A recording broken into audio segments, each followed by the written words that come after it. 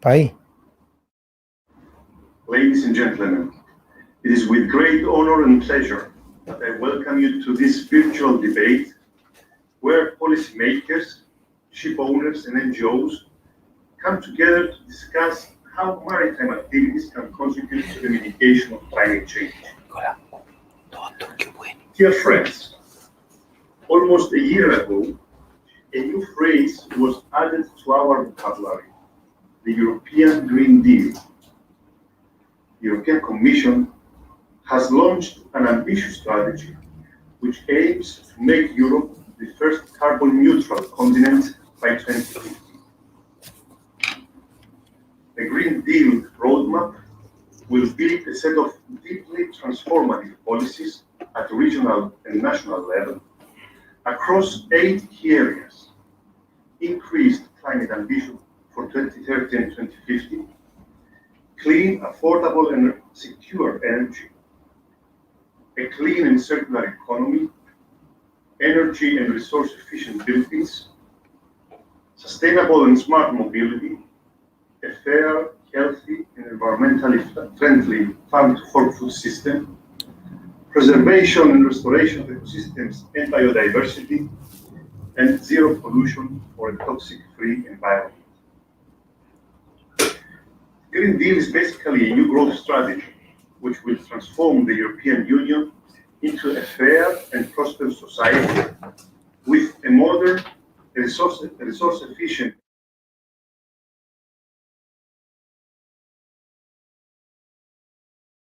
where there will be no net emissions of greenhouse gases by 2050. From the outset,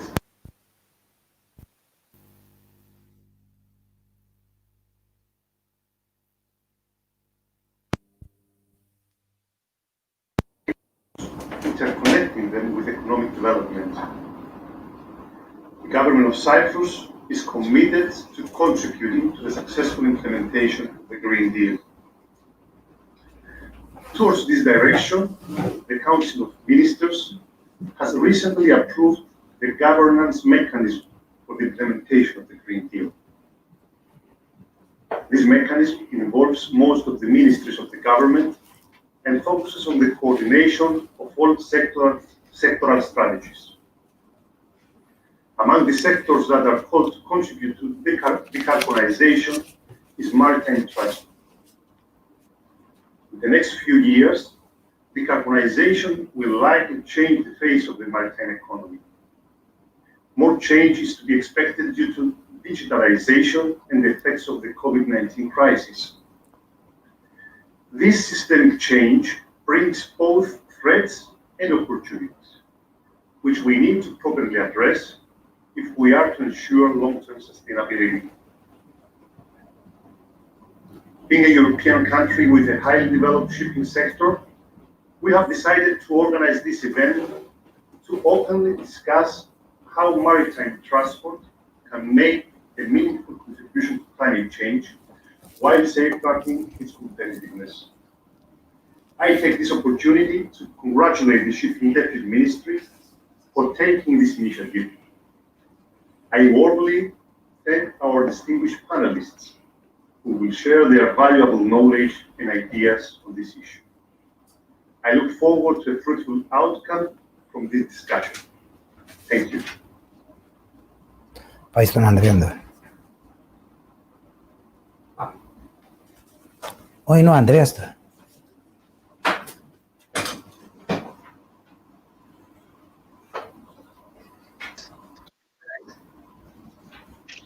Honorable Ministers, honorable member of the European Parliament, ladies and gentlemen, it is with particular pleasure that the Office of the European Parliament in Cyprus is contributing to the organization of today's virtual consultation. We at the European Parliament deem it part of our DNA and thus our mission to creating a conducive environment where partners and stakeholders can meet and exchange views. Allow me to outline briefly and in a chronological order the position of the European Parliament on the broader issue of the decarbonization of maritime transport. It is an undeniable fact that the European Parliament has consistently pushed for ambitious policies to reduce greenhouse gas emissions in international shipping. In its resolution towards a new international climate agreement in Paris, 14 October 2015, the Parliament set out its positions before the COP21 climate change conference and called on the parties to work within the IMO towards an effective response by setting adequate targets before the end of 2016 so as to achieve the 2 degrees Celsius target. In its resolution of 25 October 2018, UN Climate Change Conference in Katowice in Poland, the COP24, the European Parliament welcomed the initial IMO strategy on reduction of greenhouse gas emissions from ships and called on the IMO to agree rapidly on new mandatory emissions reduction measures needed to deliver on the targets. The Parliament urged the European Union and its member states to monitor the impact and implementation of the IMO agreement and to consider additional EU action to ensure that shipping emissions are reduced in line with the Paris Agreement. On 28 November 2019, the European Parliament declared a climate and environmental emergency. In a parallel resolution on the UN Climate Change Conference in Madrid, the COP 2025, underlining the slow and insufficient IMO action, the Parliament called for further EU measures to reduce maritime greenhouse gas emissions. It urged the Commission to propose the inclusion of the maritime sector in the EU emission trading scheme, the well-known ETS, and the introduction of a ship efficiency standard and a ship label.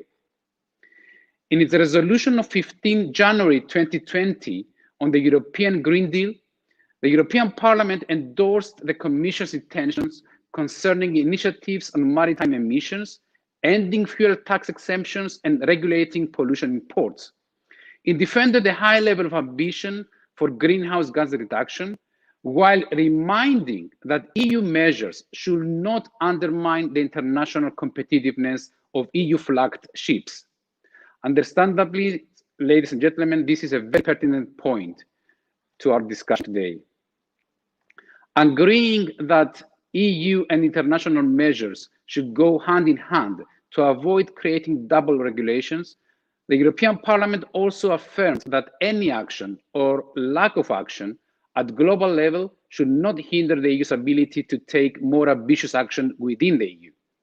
The European Parliament also called for a move away from the use of heavy fuel oil and for investments in new decarbonizing technologies and the development of zero emissions and green ships, while advocating the reduction of shipping speed. Lastly, on 16 September 2020, when adopting its position on the Commission's proposal to align the EU MRV regulation of 2015 with the IMO data collection system, the Parliament requested that shipping companies reduce their annual average CO2 emissions per transport unit for all their ships by at least 40% by 2030, as it is the case in the IMO initial strategy, or face penalties. In addition, the Parliament also voted to include CO2 emissions from the maritime sector in the EU ETS from 2022. Ladies and gentlemen, dear friends, I would like to close my intervention by thanking very much indeed Ministers Kadiz and Dimitriadis, as well as the Honourable Member of the European Parliament, Mrs. Adamovic, for their participation in today's virtual debate. Sincere thanks also to the participating stakeholders of the shipping sector. Their presence and interventions will make this very timely virtual event an important point of reference in the public consultation process kicked off by the European Commission in the broader context of the Green Deal, with a view to formulate a legislative initiative for the inclusion of maritime transport to the EU emission trading scheme. Thank you very much for your attention.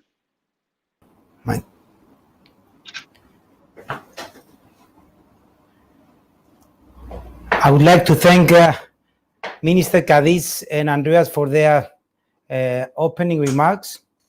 A very warm welcome to our panelists and to all of you that are joining virtually for today's seminar. We will be discussing the EU's intention to include shipping into the EU emissions trading system and exploring if it represents an elixir or a threat to sustainability. The ambitions of the European Green Deal require a net reduction of at least 55% of greenhouse gas emissions by 2030 and climate neutrality by 2050. The inclusion of maritime transport to EU's ETS is one of the proposed initiatives to achieve this. On 13th of November, a public consultation was launched by the European Commission, providing interested parties the opportunity to express their views and contribute to all steps of the policy and law-making process. For Cyprus, it is vital that stakeholders from across the maritime industry engage collaboratively with regulators and NGOs alike. This is why we want to facilitate today's dialogue further, rather than simply submitting our own views. We must seize this opportunity to ensure that all interested and affected voices are heard, working collectively towards the best possible outcome, an outcome that enables maritime transport to make a meaningful contribution to climate change, while at the same time safeguarding its competitiveness. We hope that the exchange today will help to provide the Commission with clarity on the best way forward. In Cyprus, we believe that global rules are the fairest and most pragmatic for an international industry such as shipping. However, we acknowledge that the European Commission has a different level of ambition and would like to proceed with regional measures. We have always proactively and constructively participated in policy development on both an international and regional level. And as an EU member state with a large fleet and high level of technical expertise, we want to contribute to this exercise in a meaningful way. Striking the right balance between the green transformation and competitiveness is a challenge for the industry, but at the same time, it holds opportunities. We believe that each and every one of us has an obligation to support efforts in reducing greenhouse gas emissions. Flag states are well positioned to support the shipping industry to make sustainable shipping choices, which it can benefit from both operationally and technically. This is why Cyprus is about to launch a range of green initiatives, which will reward those vessels implementing measures to reduce environmental impact. Annual tonnage tax will be lowered by up to 30% for each vessel that is able to demonstrate genuine emissions reduction. More information on Cyprus Green Initiatives program will be available very soon. But without further delay, let us proceed with our discussion. I would like now to introduce our panelists. I'm joined by 3 ladies and 4 gentlemen. From the regulator side, we have Mrs. Magdalena Adamovic, a member of the European Parliament, and from the European Commission, Mrs. Clara Della Torre, Deputy Director General of Directorate General for Climate Action.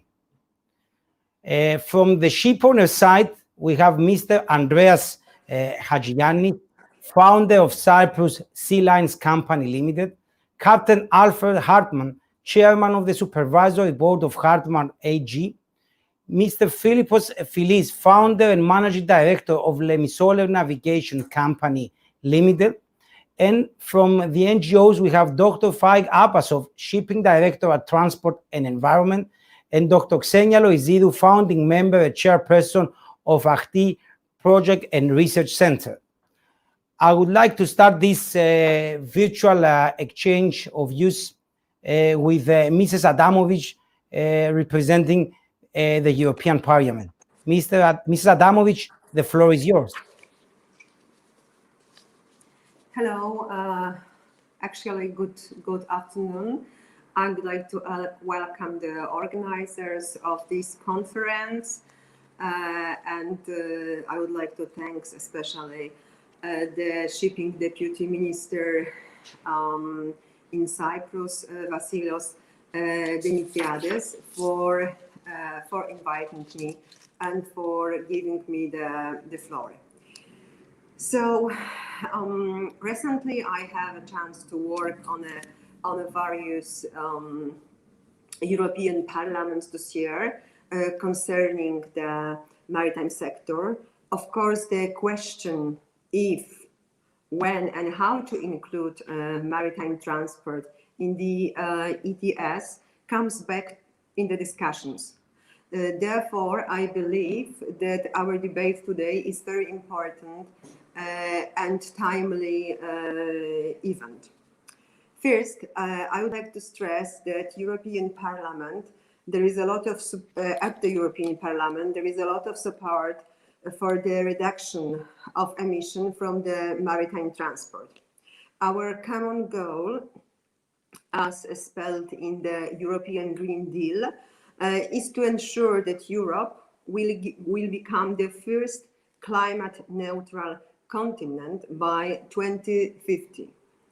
If we want to achieve this goal, we need contribution from all sectors of the European economy.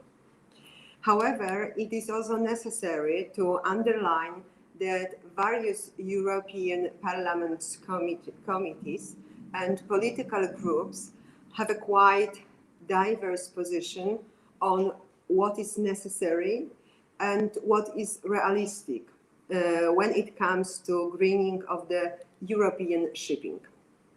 Therefore, I strongly believe that the possible inclusion of the maritime transport in the ETS should be based on comprehensive impact assessment prepared by the European Commission.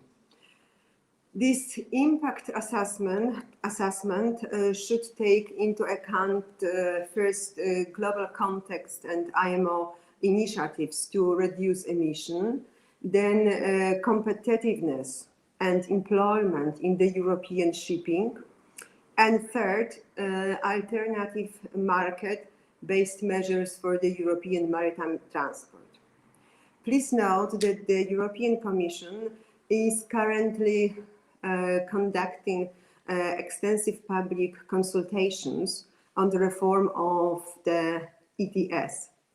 It is a very important opportunity for all stakeholders to share their views, concerns and expectations. And I'm very glad to see that so many companies, trade associations, NGOs, think tanks and citizens have already submitted their contribution. We need a broad and inclusive debate in order to work our well-balanced and stable regulatory framework. I would like to also stress that the potential inclusion of the maritime transport in the ETS should not be perceived as a silver bullet. If we really want to green European shipping, we need a more holistic approach. For example, we should encourage the development of the wide range of low carbon and zero carbon alternative fuels that will gradually replace heavy ship fuel oil. This, however, requires a lot of investment in research, technology, and infrastructure. So, to sum up my introductory remarks, I would like to say yes for ambitious but realistic decarbonisation of the European maritime transport. Thank you for the attention, and I'm waiting for the further discussion. Thank you, Mrs. Adamovich, for these initial statements. I will now pass the floor to Mrs. De La Torre from DG Clima to make her introductory remarks. Mrs. De La Torre, the floor is yours. Good afternoon, authorities, minister, members of parliament, ladies and gentlemen. Thank you very much for inviting us to this very timely debate, because as previous speaker had mentioned, we are preparing in the European Commission. We are working on the future proposal for the ETS for the maritime sector, and the public consultation is open. So today's discussion is extremely useful for us to collect views from those that are the main stakeholders and main actors of this field, and certainly the decision makers. We know that our first priority in the European Union and member states is to fight against this pandemic. However, once the pandemic will be over, which hopefully will be soon, the climate challenge will still be there. And therefore, we need to continue keeping ambition to observe our commitments under the Paris Agreement. As the Minister said in his introduction, the Green Deal is meant to be the growth strategy of the European Union, and it's even more important now under this terrible crisis.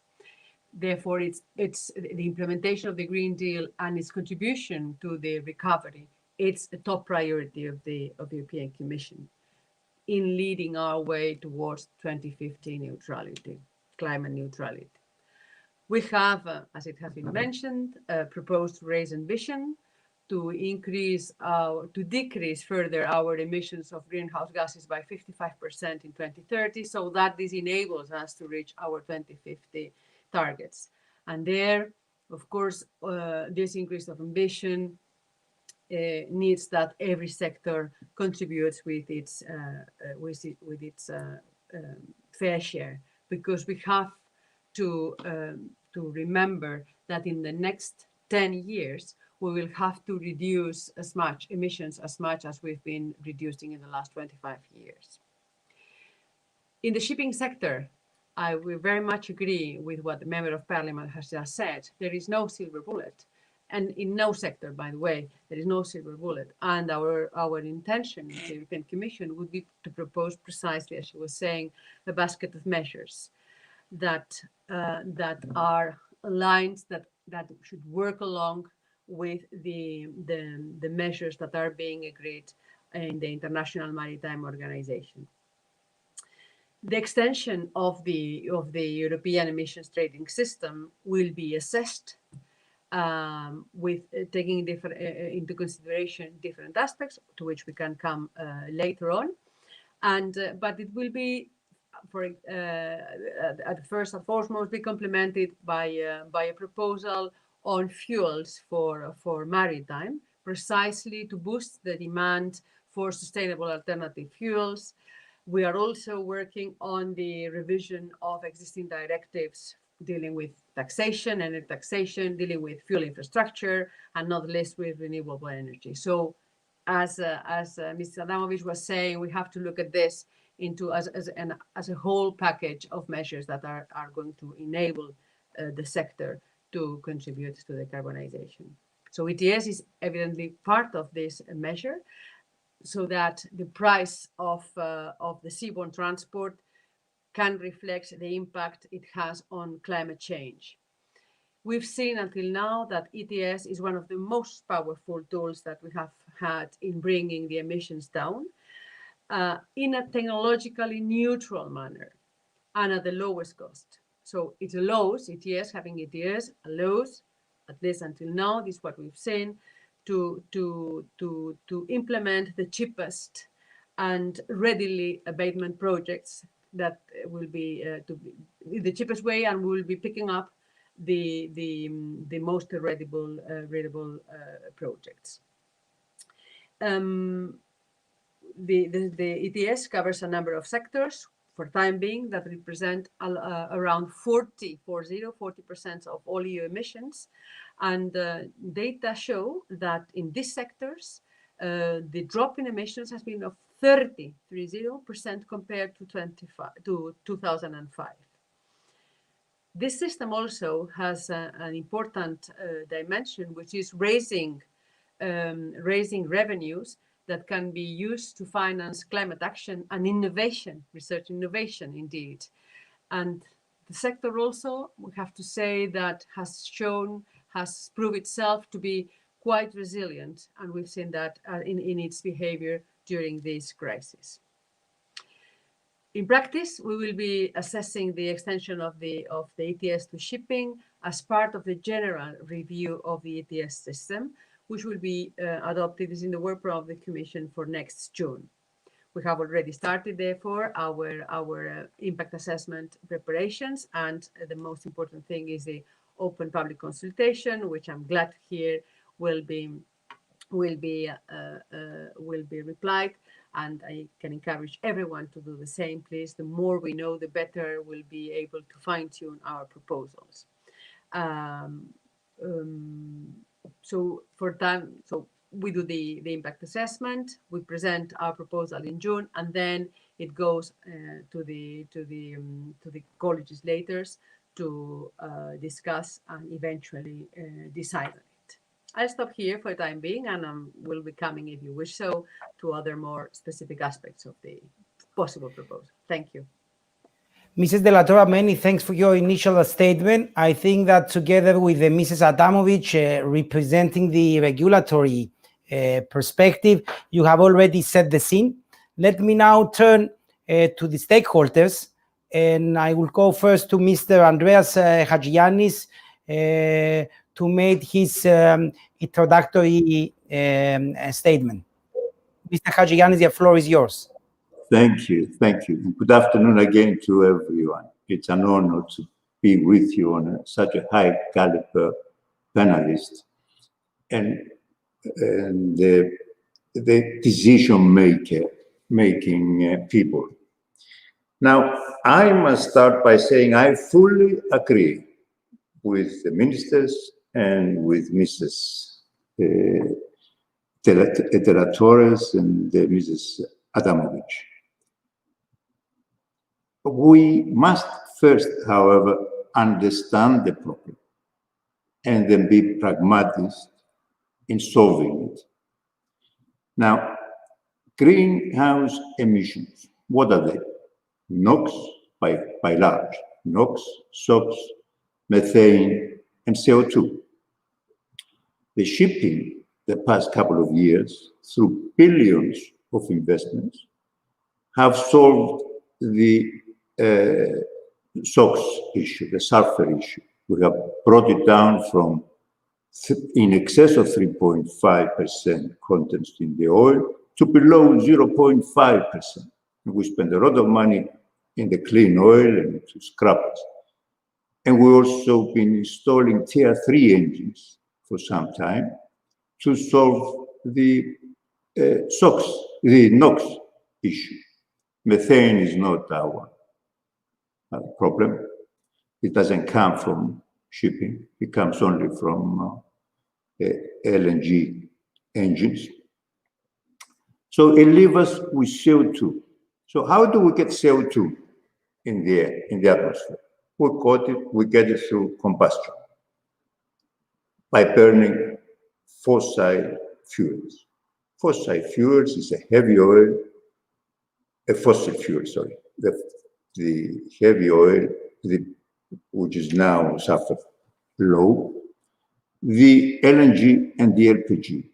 Now, taking into account the energy contents, they emit about the same CO2. So we don't actually have an alternative. Where does shipping differ from the shore industry and from the shore transportation? It's very different in as much as we cannot have ships run on electricity through batteries. The shore industry can run on electricity. There is a system there. All we have to do is produce electricity through renewable energy, and we have plenty of that, plenty of renewable energy. Already we have 25% produced from wind farms, from solar energy, and from waterfalls. And there is a big talk about, you all heard about it, the nuclear reaction, the new system for nuclear reactions through molten salt. Unfortunately, we cannot take this onto the ships. So when it comes to the shore-based industries, I fully agree, and the ETS does work as an alternative and to incentivize the people to go to renewable energy, to electricity and to renewable energy. When it comes to shipping, it's a lot more difficult. In other words, it's 1,000 times easier to produce electricity through renewable energy rather than on a ship. So we have to take this well into account. What can we do to help? I will go a step back to say that at the outset of the Industrial Revolution, there is nobody. The emissions was a concern of no one. Today, 200 years later, when the emissions double of what the globe can absorb through its natural sinks, and the climate change is already a reality, we face it, and so all of us problem. There are still no emission pollution culture. We have to create that culture. If you look around you in the cities and you see how much lighting we have in the cities, not needed lighting, in our gardens, in our houses, in our, or in detestable billboards.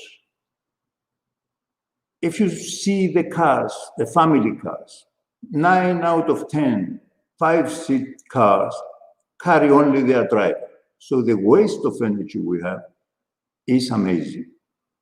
If you go to shipping, the situation is not different. I ran some figures on the IMO data. I can tell you the ton-mile emission for today's round voyage, which is the norm of fish shipping. I don't know if you're all familiar with that term. Is about 4 grams per ton mile. If you run these figures on optimum ship, for the optimum cargo, for the optimum ship, at the optimum speed, then this figure comes down to, by 75%, it comes down to 1.25 from 4%. So what I'm saying is that, yes, shipping should contribute, but there is a lot of scope in that to the reduction of emissions. But it has to be not through all this talk about inventing the new ammonium production and change all the engines on all the ships. That's next generation, so further out from today. All these new technologies can be installed ashore and be used to produce electricity, which applies to 88% of the CO2 emissions, and which are easily installed. They are monitored by specialists, they are monitored by the scientists. On the ships, and especially this talk about the Terra power, the invention of the new nuclear reaction with molten salt, which is supposed to be safe. It's a lot easier to have few of them installed on shore and monitored by scientists rather than have them on thousands of ships change the engines of thousands of ships and be in the hands of ordinary crew members at the high seas or in our ports. So I think we have to be pragmatic on what we're looking for shipping. And I will finish with this. The same application goes on the aeroplanes, on the aviation, but the airlines are the controllers of the transportation by air. Shipping is not the ship owners who are in control of the transportation. The controller of the transportation, the guy who is going to choose the best method of transporting, the best ship for the transportation, the optimum size for the ship is the transporter. This is the exporter or the importer. That's the man that controls that. So that's where the ETS should be addressed. And that should help him go on this economies of scale in respect of CO2 emissions. Thank you. Many thanks, Mr. Hajiyannis, for addressing the specificities of the sector, but also for underlying the fact that we are in search of a new culture. So I will now turn to Dr. Apasov, representing Transport and Environment, from his initial statements. Thank you very much, Mr. Dimitriadis. Good afternoon, all. Thank you very much for this invitation and opportunity to address stakeholders on the EU emissions trading scheme and shipping. European shipping is an important part of the European economy, and as an environmental organization, we recognize it. European shipping carries about 75% of the EU external trade and about 36% of the EU internal trade, according to the European Commission. These demonstrate how important shipping is to the EU economy. But with this economic opportunity, there are also responsibilities that come with it. European shipping is a big source of greenhouse gas emissions. If EU shipping were a country, it would be country number 8 in terms of its greenhouse gas emissions, if we put it in the ranking with other EU member states. Today, ships are so huge that it is cheaper to transport one container from China to Europe than driving the same container on a truck from Paris to Warsaw, for example. Part of it is due to economies of scale and that are quite exciting, that help to reduce the transport costs. But other side of the problem is because shipping does not pay for its greenhouse gas emissions. The external environmental costs are not part of the transport costs and makes shipping so cheap. European Green Deal aims, among others, to address this issue by including shipping in the EU emissions trading scheme, and we fully support that goal. To be honest, for us, for environmental organizations, it has always been a question of how, as opposed to if. Now we have a situation where climate change is the #1 priority after COVID, obviously, today to address at the European level. We have European Green Deal, and we have the positions of the European Commission as well as the European Parliament, as expressed by Mr. Ketis. That the European Parliament has already expressed its position that it wants to act on shipping, and it has already made certain amendments proposed in the EU MRV regulation already include shipping in the ETS. Now, today's discussion will be about the ETS, and ETS comes in different forms and shapes. At least it can come. Without prejudging further conversations down the line, I would like to express several thoughts about my organization's preference and recommendations how to design shipping ETS. There are several ideas on the table. One is including shipping in the ETS as per default, meaning that ships will be required to purchase and surrender allowances, which are equal to their emissions. This would be one way of doing it. Another way of doing it would be similar to what the European Parliament proposes, which is creating a pay-as-you-go fund that would work under the ETS directive, but function more like a CO2 levy. There are several benefits, pros to this system, and I would welcome the opportunity to discuss it further with the stakeholders later today. But I would like to mention one important element. It was mentioned that ETS is only one tool among many others, but it's a very important one. And to make sure that we take the most, to take advantage and to get the best out of this system, we have to make sure that the scope of emissions covered by the ETS is as broad as possible. Ideally, maritime ETS would cover all MRV scope, or at least half of the extra EU journeys, in addition to intra-EU journeys. It could be all outbound emissions, all inbound emissions, or 50-50. I would certainly be keen to hear the preference of the shipping industry on those three options. There are certain elements that we need to take into account when choosing the scope of ETS, notably the impact on short sea shipping, the impact on the design, and so on and so forth. But all in all, EU-ETS, or a funding mechanism, creates an opportunity to not only reduce emissions, but help deploy zero carbon fuels, zero carbon technologies.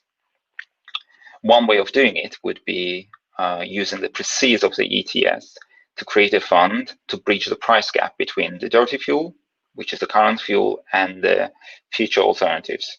My organization is currently assessing a system called Contracts for Difference, and hopefully we'll be able to publish on this in the new year. I would like to also mention two key elements. Hopefully those will be addressed as well later today. Again, shipping ETS is a tool that is only one of the tools in the tool basket. It is not a silver bullet, but there is no measure that is a silver bullet. When we're looking at decarbonisation of other sectors, we always see several measures being applied next to each other, addressing different aspects of decarbonisation and technological transition. And ETS for shipping is only one of such measures. The other measure is Fuel EU Maritime, and it will need to be designed in a way also to help guide the industry in this decarbonisation pathway. I would like to stop here, and I'm certainly looking forward to further conversation with the stakeholders. Thank you. Thank you, Dr. Abbasov. Well, and thanks for presenting all these different options, which of course our intention is to try and address them in this virtual debate. I will now turn to Captain Hartmann to make his initial statement. Captain Hartmann, the floor is yours. Yeah, thank you. Honorable Minister Vassilios Dimitriades, thank you for inviting me and for the opportunity to take part of this panel discussion. It's good to be back in Cyprus, even if it's only virtual today, but we have a long-standing and strong connection with the Cypriot shipping hub, and I can assure that this connection stays strong even in these challenging times of the pandemic. I would like to make it very clear at the beginning, we as a shipping industry like to be decarbonized as soon as possible, better tomorrow than day after. But it's a question, what is the way to do it? And this takes some time, and we have to discuss, and we have to discuss it openly, because there are many ways. It is no secret that shipping business is almost entirely an international one. If I only look at the fleet, my company is owning and operating almost 120 ships. Those ships spend most of their commercial life outside the EU. If you average the sailing pattern of these ships, you will see that they spend only about 6 to 10% of their commercial life in the EU, if at all. This is the reason why shipping is asking for and supporting international regulation for the sector. Regional approaches always fall short in shipping. The EU ETS is an example for that. When we look at the airlines, for example, with a similar international trading pattern, like ships, we see that their emissions have not been brought down by their integrations in the EU ETS, but instead have actually grown. And if you look at the airports today, if you travel, so there are not so many passengers, but the airports are full of cargo, and to ship cargo with a plane cost about 85 times more CO2 than with a ship. Shipping is different because shipping is already today the key mode of transport for international trade with the lowest CO2 emissions at all. To give you an example, to carry a container across a distance of 1 kilometer, a train discharges about 5 times as much CO2 as a modern container ship. A plane discharges even almost 85 times more CO2 than a ship, and a truck even 15 times more. And what other industries can accomplish, even though an increasing volume of goods is transported by seas, the level of CO2 emissions of ships is actually declining. Per ton of cargo transported 1 kilometer, the CO2 emissions of ships fell by approximately 30% between 2008 and 2018. The reason behind this performance progress in shipping is not only the high investments ship owners and operators took for saving fuel and making their fleet more efficient, but also unified regulation of the sector through the International Maritime Organization. The IMO is very active on the CO2 front and has not only adopted concrete CO2 reduction objectives over the past, but concrete measures to bring down the emissions of new and existing ships and to increase their carbon efficiency. However, the improvements in the efficiency of conventional fossil fuel ships as a result of operational or technical measures alone will not sufficient to phase out carbon emissions of ships entirely. Yes, it is clear that these IMO measures, regardless of whether you judge them as effective or not, will not decarbonize shipping. This final and necessary step can only be taken by shipping if we find new carbon neutral fuels and propulsion systems for our ships. Let me make this point very clear. Shipping is ready to take this step, to fund research and development on a large scale and to push the sector to fully decarbonize. That's why shipping proposed in IMO, an international research fund, $5 billion over 10 years to catalyze what we call the fourth propulsion revolution in shipping to decarbonize ships completely. If regulators now believe that the existing IMO regulations, which have been negotiated under the participation of all EU member states and the EU Commission, don't go far enough, and that the industry initiative for decarbonizing shipping needs further incentives in the form of pricing carbon, regulators should concentrate to introduce such measures via IMO on an international scale. What becomes apparent is that an ETS that integrates international shipping, but with only regional application and no mechanism to return its revenues to the regulated shipping sector, seems highly ineffective. It neither incentivizes decarbonization of the sector in the scale necessary to actually change things, nor does it stimulate any research and development to fully decarbonize shipping in the final matter. Therefore, nothing is to be gained if international shipping is integrated in the EU ETS, except that EU member states will generate revenues for their own national budgets. That is the reason why we ask Europe to turn the threat of an EU ETS for shipping into an opportunity that shipping can work with. This could be possible if a measure for shipping in Europe is limited in its scope and does not include the whole of international shipping, respects the polluters pay principle, ideally in the form of a levy on the fuel used, and ensures that any revenues are returned to the sector to support research and development of zero carbon fuels and propulsion systems. If these principles are not respected, the EU ETS would merely be yet another regional regulation punishing the sector for not using zero carbon fuels, which are not readily available for widespread use in the market yet. Thank you.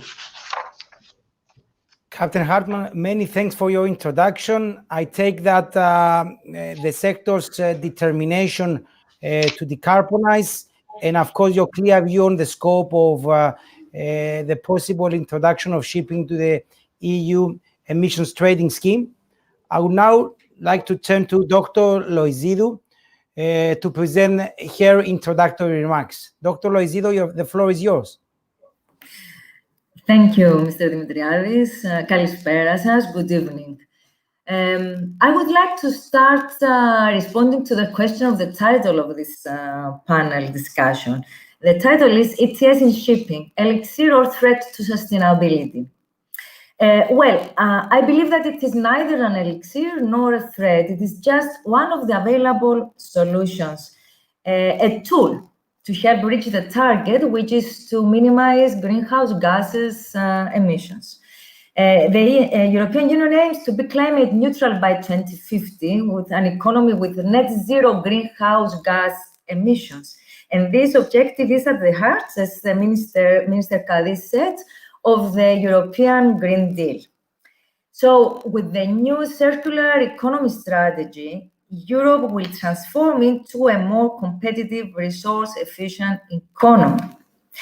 And to do this, European Union is addressing a range of economic sectors, shipping being a major one, obviously. So I want to make 3 points in this first comment. Some of them are in line with Mr. Abbasov. Obviously, NGOs have the same way of thinking. So my first point is, we need a blend of measures, a coherent package. So as I already said, ETS in shipping is one of the options. It is obviously that by expanding ETS in shipping, Europe wants to give a push to stimulate the uptake in shipping for the research and innovation, perhaps on alternative fuel or others, as we heard. But is EU ETS ready to expand to shipping, and is shipping ready to respond? I'm quoting here Article 23 of the directive back in 2003, the 87 EC, for establishing ETS. So Article 23 says something important. Emission allowance trading should form part of a comprehensive, a coherent package of policies and measures implemented at member state and community level. So is this coherent package in place? Experience of implementing ETS until now is not always positive, and it's good that there will be a review of ETS until now. Cyprus is definitely an example of issues with ETS. We will perhaps have time later to discuss on this. Could other market-based measures be more effective or work synergistic with a global ETS, or a fuel levy would be more effective? Just to keep in mind this anachronism of still having subsidies to maritime sector in the form of fossil fuel tax exemptions. So it is important to have the life cycle assessment and the effectiveness analysis of all the available options and assess their added value. Find the best blend of measures, always as a part of a comprehensive, a coherent package of policies and measures. What is at stake here is to manage to catch up in the race against the destruction of planet due to climate change, i.e. minimizing greenhouse gases emissions. So this was my first point. My second point is partnerships. It is important to have a horizontal integrated approach among sectors. If ETS or other measures are implemented in shipping, as in other sectors, there should be, Mr. Abbasov already said about this, an ocean fund, a pay-as-you-go fund, whatever you can name it, a fund, combined effort to promote circular economy actions across all sectors, inland and sea. Circular economy is the flagship of Europe. So I'm not talking just about offsetting. I'm talking about synergies. Sustainable Development Goal 17 should be served more effectively, not just as multi-stakeholder consultations, but building strong, effective, and long-lasting partnerships among the sectors of economy and society, so as to be together in this race to reverse climate change impacts. And my third point is diversification. One size fits all? Definitely, this is not correct. It is necessary to draw from the experience of previous years, of previous implementation of ETS. The particularities of island countries, such as Cyprus and Malta, should be taken into account. Even Croatia and Greece, with all their islands. If there will be an additional cost on maritime transports, then these countries, our countries, will have to accommodate a disproportional cost compared to other countries. And we don't have any option. It's geography. We don't have any other option to trade or to travel. 99% of the goods that are imported or reach Cyprus come by sea. We heard that just 35 it is in the rest of Europe. So these particularities should be taken into consideration when designing any kind of measure. One size does not fit all, and definitely does not fit any sustainable concept. Diversification is the basis of sustainability. Thank you, Mr. Dimitriadis. That was all as the first comment. Dr. Loizidou, many thanks for your the three clear points, plus the fact that you made the first attempt to respond to our question, whether ETS is an elixir or basically a burden to sustainability. So let me now turn to Mr. Feliz for his initial statements. Mr. Feliz, the floor is yours. Good afternoon, everybody. And thank you, Minister Dimitriadis, for inviting me at this important discussion. And of course, congratulations for this great initiative. Speaking last could be always a daunting task, yet I will try to be precise on my opinion. And excuse me if I may repeat some of the statements made by the other panelists. I will start by saying that decarbonisation at this moment is under gridlock. The inclusion of shipping in the EU-ETS will cause maybe three events, among others. The first is the disruption of the European trade. Second is the penalization of the European ship owners, even if the intended ETS will be flag neutral. And third, it will trigger most likely a massive carbon leakage.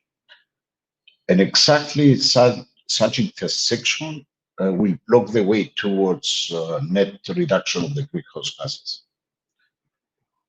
Without a transparent market-based measure on a global level, which could demonstrate clearly the net reduction of greenhouse gases, any regional measure such EU-ETS will become, to my understanding, a money collection mechanism from shipping to be used for the general budgetary needs of the EU and not to be invested in the research and development of either alternative fuels or any other form of carbon neutral propulsion.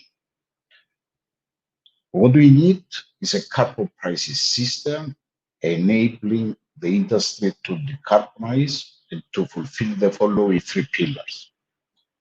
The first pillar is the political acceptance and durability on a global level. The second is equitability, and the third, to enable predictability and viability for the businesses. To my understanding, with the EU-ETS regulation as announced, none of the three pillars mentioned above are fulfilled, and I will try to explain my position. Regarding politically acceptable and durable on a global level, I think the decarbonization of the shipping industry is a global challenge, as the industry itself and should be regulated at a global level. Otherwise, we'll undermine the ongoing work and negotiations at the IMO level to implement its initial strategy. Additionally, such a measure will contribute towards disruption of the worldwide trade and possibly create the fundamentals for a potential political tension with non-EU countries. And of course, I think EU will face retaliation from some countries. Additionally, the revenues, the way the system is designed, seem not to be returned to the industry to facilitate the transition towards decarbonizations, whereas a global system under development on IMO level will provide such regulation.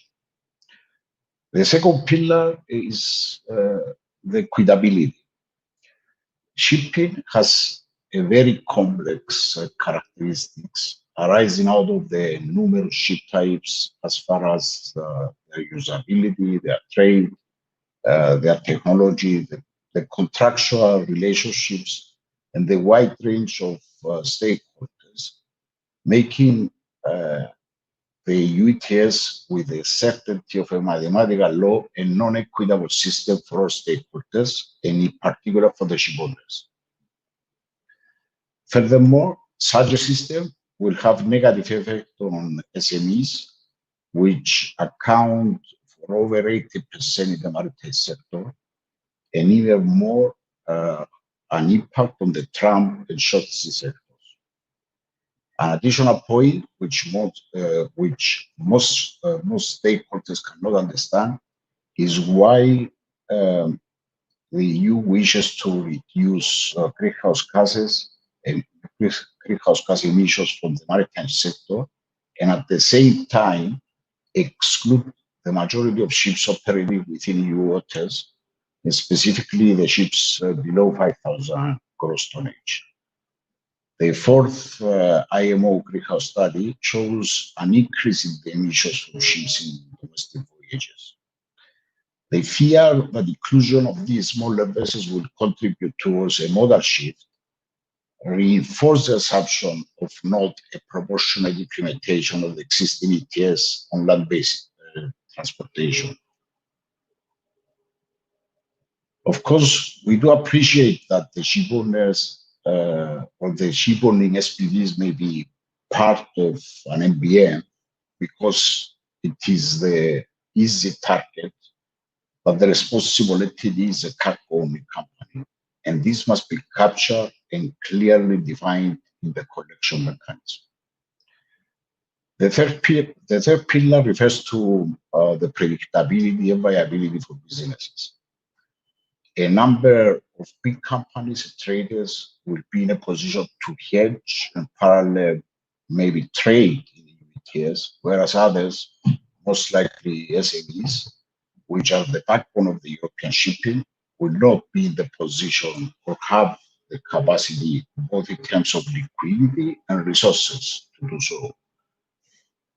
Large organizations with established trading desks will take account of the carbon price, and through their network will use the flexibility given by the ETS to benefit from the price arbitrage between the various carbon exchanges. This will create a two-tier market where mainly large companies and entities outside the maritime sector will control the carbon market and the pricing. Consequently, the market will be driven through sentiment and the speculators' appetite, and not through the market fundamentals. As a last point, the introduction of the EU ETS will become an additional burden of the budgetary process of each shipowning company, and will further add to the viability uncertainties faced by the shipping industry over the last year. Thank you, Mr. Mr. Phillips, many thanks. And I think with this introductory statement by Mr. Feliz, we have concluded the first round of this debate. Now, what I would like to do is to turn to our panelists with a first set of questions. And I will just read the questions. ETS comes in many shapes and sizes. Given the specificity and the international character of the shipping sector, what should be the do's and don'ts in the Commission proposal? And how much should ETS affect EU shipping and internal market policies for the proposal to be proportional? Before giving the floor to the panelists, I would like to underline, because one of the basic objectives of this virtual debate, which is, of course, to contribute to the public consultation of the European Commission. So I would like the panelists to stick to their interventions, and in the do's and don'ts to respond to the following things. On the regulated entities, basically, who bears the responsibility, who is paying the carbon price? Second, the geographical scope that you have already pretty much addressed it already, whether it should cover the intra-EU, the short sea shipping, or it should expand and cover also the international voyages, which is already the case under the MRV. And third, whether the ETS system should be exclusively, we should have a system exclusively for the sector, or whether shipping should be a part of the existing emissions trading system. Okay, so I will invite the panelists in 2 minutes of their introduction to respond to these 3 important points. So I will give the floor first to the stakeholders. So because the Commission and, of course, Mrs. Adamovich from the European Parliament, to listen to the views of the stakeholders and have the opportunity to respond at the end. So I will give the floor first to Dr. Abbasov to respond to this first set of questions, and mainly to the 3 points on the regulated entities, the scope, and the form of the ETS, whether it should be exclusive one for shipping or it should be part of the existing one. Dr. Abbasov, the floor is yours. Well, thank you very much. Just to quickly go through all those 3 questions. Regulated entity.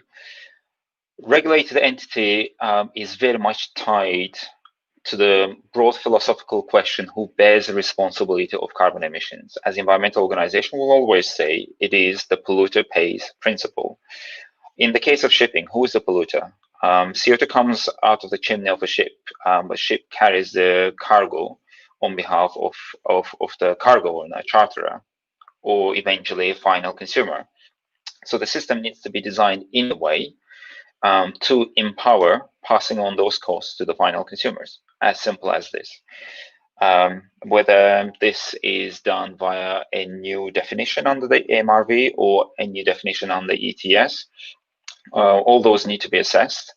But we have to make sure that on the one hand, we have a functioning system that we still can monitor emissions under the MRV. But also, on the other hand, we can empower ship owners to be able to pass on those costs to the charterers, to the final consumers, eventually, who would make a choice on using more efficient ships over inefficient ones, and also help them use or incentivize them use cleaner fuels over heavy fuel oil. In terms of scope, and I should mention that the question of scope is very much related to the question of regulated entity. Why? Well, first of all, if we believe that the emissions scope needs to be as broad as possible and should include extra EU journeys. As I mentioned in my introductory statement, whether it's inbound emissions, outbound emissions, 50-50, we wouldn't mind much as an environmental organization. It needs to be at least one of the 3. Scope of emissions and the regulatory entity are related in a way that if we do not have extra EU emissions covered, then designing a system with a totally new regulated entity probably would be too much to ask for the European Commission, because the current regulated entity is already defined, and we would need to change it if we have a larger scope. If it is a smaller scope, that reduces the argument to explore that option. The same for the new system or existing ETS.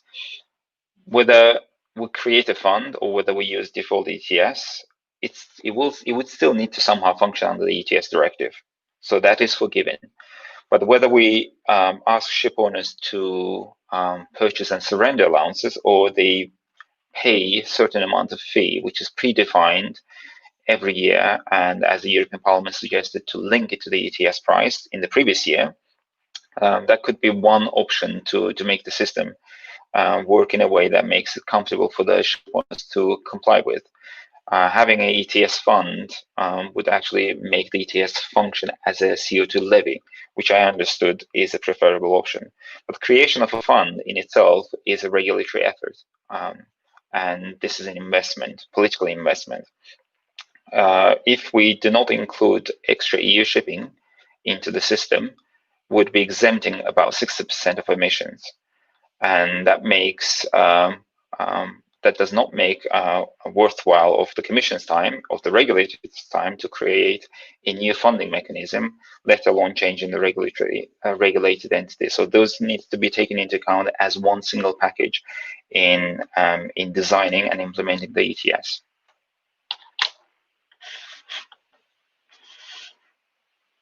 Well, thanks for that clear answer. Well, I would like to turn to Captain Hartmann. He already voiced his preference for the scope, but Captain Hartmann, I would like you also to elaborate more on this, plus if you can bring into the discussion your view about the regulator that entities, and of course your approach in relation to the internal market policies of the EU. Whether with such a system, do you see any effect or impact from the introduction of an ETS for shipping? So the floor is yours. Yeah, thank you.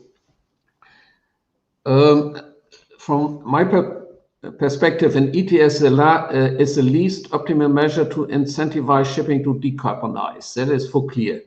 Even a carbon tax or a levy on the fuel used for ships would be more effective than an ETS, because most of the shipping companies are small entities with 1 or up to 5 or 10 ships, and each ship is a single ship company. So who is going to pay? And as a poor ship owner with 1 or 2 ships, he knows what he did in the previous year, but he does not know what his ships will do in the next year or next 2 years, because either the vessel will go on time charter in the Caribbean, let me say, for example, or will stay in Europe, or will be on contract of affreightment or in the spot market. So who is going to pay something in advance, most probably? And of course, at the end of the day, he can pass this cost if he is happy enough to the end user. But somebody has to pay it in advance, which is almost not possible for such a small entity. I'm also afraid because Vice President Timmermans of the EU Commission, as well as the European Parliament, pointed out recently that road transportation should not be integrated in the EU ETS system, because the responsible entities are just too diverse and too small scale, but they're the same. It's the same as I said previously in shipping. So there are so many shipping companies, really small ones. But to be quite honest, the most important don't is an integration of international shipping in the EU ETS. The last thing the sector, but also Europe currently needs, is yet another barrier to international trade. Europe depends on a free flow of shipping services to and from its seaports in order to keep supply times functioned. The pandemic has shown us how vital shipping is to keep Europe economy working, especially in times of crisis. And I ask you, If I come with a cargo from Hong Kong to Hamburg, for instance, why the Chinese should not ask for an ETS system in China, and then you have to pass the Strait of Singapore. Of course, you pay another ETS system, and then Sudan probably, or Gulf of Suez, or the Egyptians, there's another good opportunity to collect some money for that. So then shipping would be almost impossible. And the question is also then if ship owners move with their head offices out of Europe, because then probably they have to pay only as long as they work in Europe, but not outside of Europe. That's a big problem. A number of foreign governments have already voiced concern over the possible integration of international shipping in ETS, namely South Korea and Japan, and also now China. They raise their eyebrows, and that is definitely not a good sign. China is one of the most important trading partners of the EU, and if not one of the most important shipping markets for European ship owners. And we all remember what happened with the ETS on aviation. I believe Europe learned the lesson when it tried to integrate international flights on EU ETS. It caused huge diplomatic turmoil, where China even threatened to cancel all orders with Airbus, and was one of the work to forbid its carriers to participate on the EU ETS. So I hope this will not happen with shipping, and we have to be really careful for that. Of course, what we need or what we have to do, and therefore a carbon tax or carbon levy, if we have to do something, that's something it's easy to control, it's easy to collect, and also easy to spend it for R&D, because it can be measured on the fuel consumed, and ships are not going to the fuel station taking 10 liters of diesel or benzene. So that is a very controlled area, and it's very easy to collect. And then we could use it for a technology to introduce carbon-free fuel oils. That is what is necessary, and that is what we have to do. The ETS, in my opinion, it's not the right way, and it's extremely complicated, taking all the differences in shipping in mind. Thank you. Many thanks. Let me now turn to Dr. Loizidou again. I understand that from her first statement, she put into the question these three approaches: the basket of measures, partnerships, and the diversification. So having this in mind as an approach, how do you see this EU ETS taking shape for shipping in Europe to be effective and to have a meaningful contribution to climate change? Well, as I said, and all the members of the panelists already said, the issue is to accommodate the needs of this very important sector, shipping, and the target, which is carbon neutral economy by 2050 in Europe. So what we believe is that, again, who bears? The polluter pays, but who is the polluter here? And shipping, the supply chain in shipping is very big. So that's why we are urging for a life cycle assessment and see who is where in this chain. As Captain Hartmann said, ship owners, small ship owners, bigger ones, ETS is a complicated system. We know that there could be discrepancies. We know that now, because of COVID, we have surpluses. in allowances, and there is this big debate on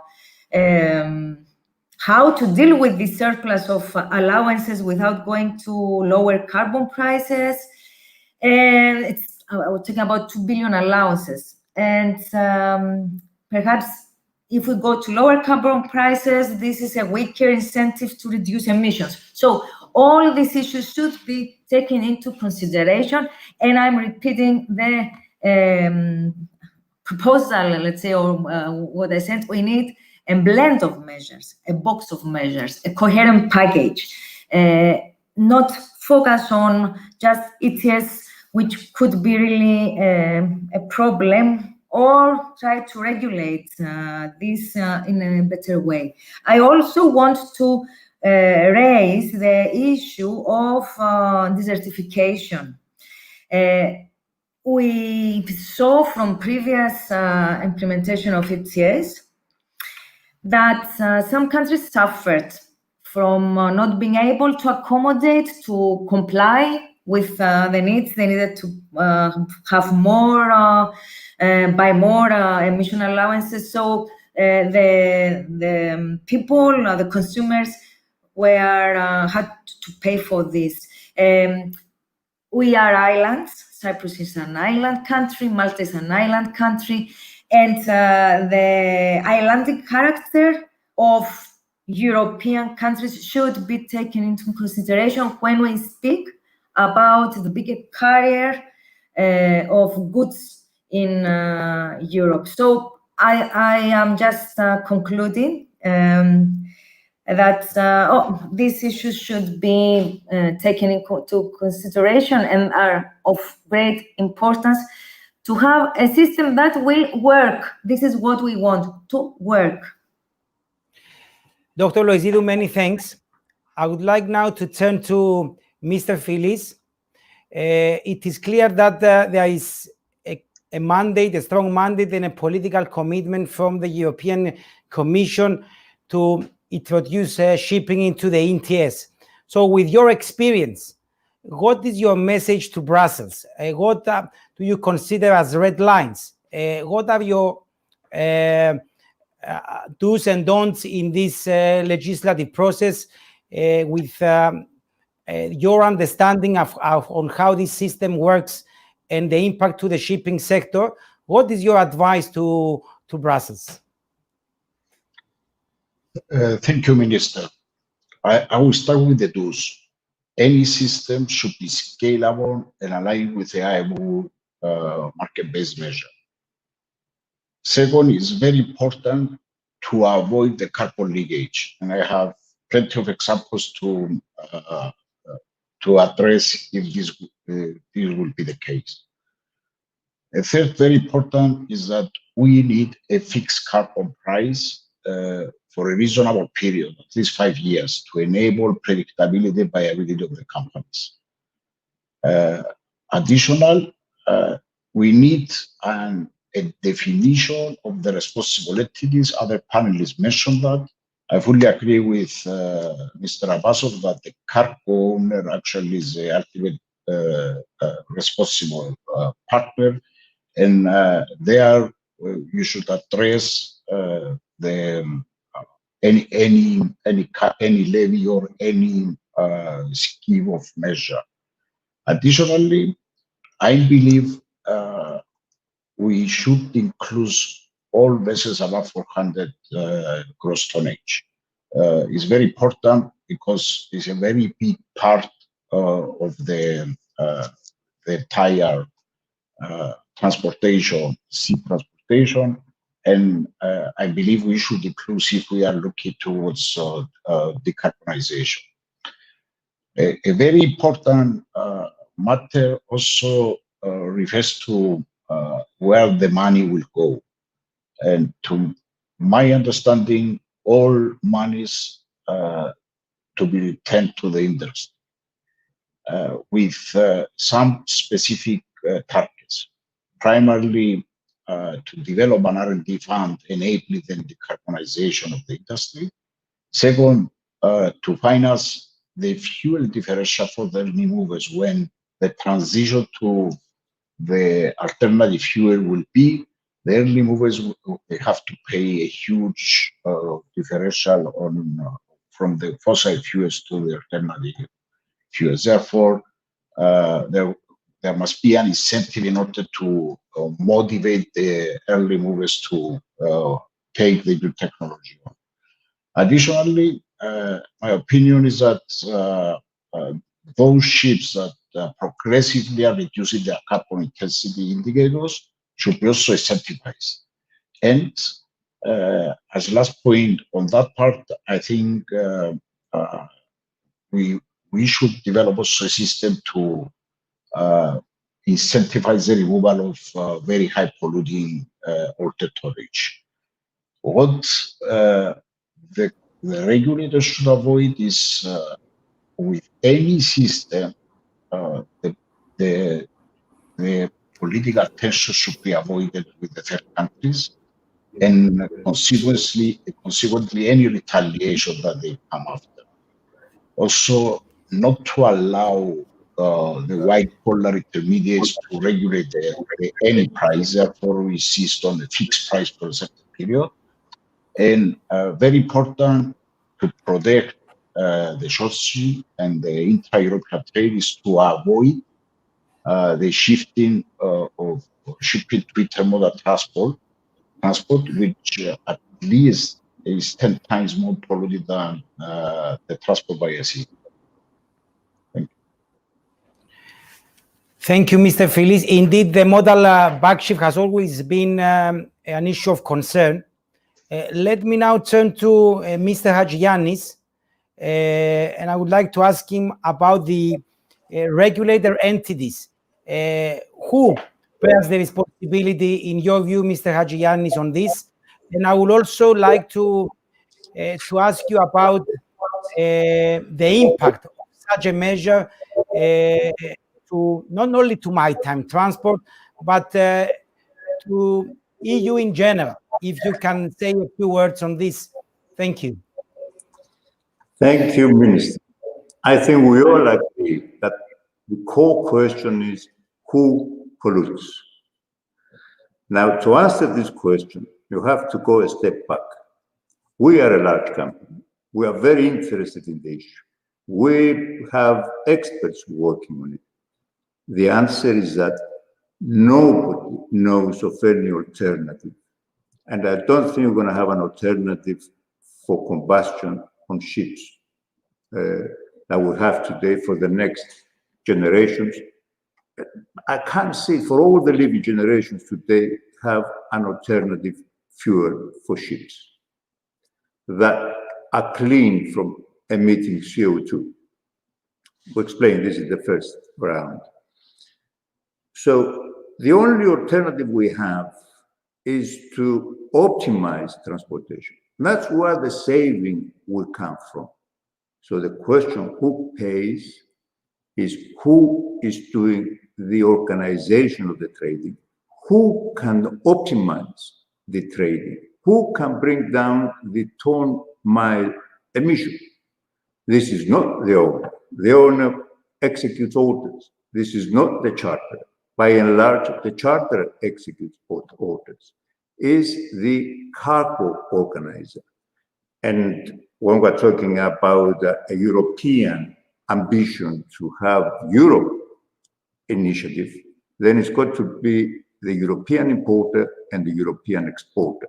Nobody else can be forced to pay anything. Now, the regulators must also have in mind that you have to incentivize the saver of the incentivize the saver of the pollution against the polluter for no reason. In other words, the polluter that he doesn't care about polluting. And he, for instance, instead of taking his parcel, his cargo on the optimum ship, it takes a 5,000 cargo, say, on a 5,000 tonner. He puts it as a parcel to come to Europe. Instead of asking the ship to go on high speed, we do exactly as the airlines do. They go on optimum speed. instead of taking a long ballast, he chose a nearby ship through a triangle trading. This will lead everybody of the industry, every other part of the industry, to optimize. For instance, the owner will have to get the best ship performance-wise, so that he will be preferred to get the employment. The ports will get organized, will make the infrastructure to accept the optimized ships. It will have infrastructure to use AMPs. For those who don't know the termination, the term, this is the infrastructure where when the ship comes into the port, he plugs on and he goes on electrical power, so zero emissions, and so on. So I think in the circumstances of shipping and aeroplane, what we should do, aviation, what we should do is optimize. I don't know of any new energy. If anybody knows of a new energy to be used for propulsion in ships and airplanes, let him speak. Thank you. Well, indeed, optimization and efficiency are important issues that we should consider when we will, let's say, formulate a basket of measures. I would now like to turn to the European Parliament, to Mrs. Adamovich. We all know that the views of the European Parliament are loud and clear, but I also like to use basically what you mentioned in your introductory statement, that we need a comprehensive impact assessment, that this is not a silver bullet, so and that the shipping industry needs certainty. So what would you like to see in this, let's say, legislative process in order to be assured that what the European Commission will put on the table will be effective enough to meet the goal, which is the meaningful contribution to climate change?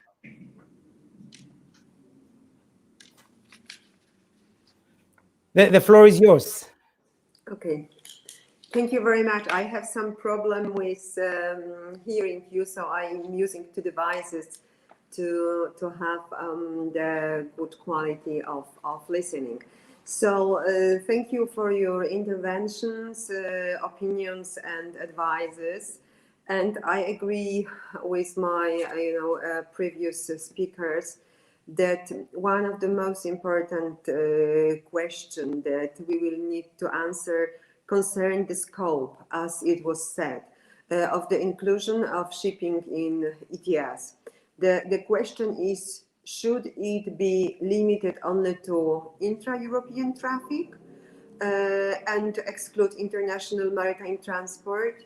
Well, of course, we need to draw conclusion from the EU attempts to include international aviation in the ETS. It was a very long and problematic process, especially that our partners were not enthusiastic about these attempts. So I think we need to make sure that the inclusion of the shipping in the ETS will not lead to political tensions or trade disputes with third countries.